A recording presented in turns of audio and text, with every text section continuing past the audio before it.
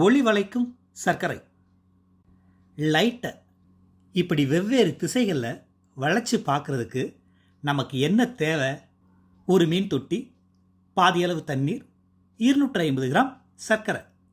இப்போ தண்ணீரில் சர்க்கரையை கொட்டி ஒரு 24லேருந்து 48 மணி நேரத்துக்கு தண்ணியை தொடாமல் வச்சிடலாம். அதாவது சர்க்கரையானது தண்ணீரில் நல்லா கரையிற வரைய நாம் தண்ணீரை தொடவே கூடாது. 48 மணி நேரம் கழித்து சிவப்பு அல்லது பச்சை நிறத்தில் ஒரு லேசர் லைட்டை அடித்து பார்க்கலாம். இப்போ அந்த லைட்டை மீன் தொட்டி வழியாக வச்சு தண்ணீரில் படுற மாதிரி அடிக்கணும்.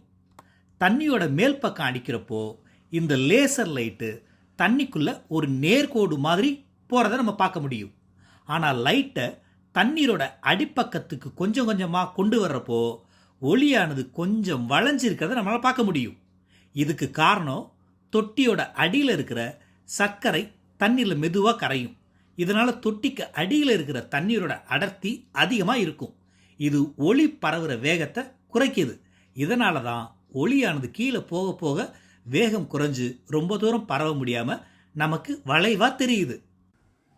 எதனால் இந்த நிகழ்வு நடக்குதுன்னு கொஞ்சம் தெரிஞ்சுக்கலாமா? கண்ணாடி தொட்டியில் சர்க்கரையோட அடர்த்தி மேற்பகுதியில் குறைவாகவும் கீழே செல்ல செல்ல அடர்த்தி அதிகமாகிக்கிட்டே போகும். ஒளிவிலகல் எண் அடர்த்தியை பொறுத்து அதிகரிக்கும்.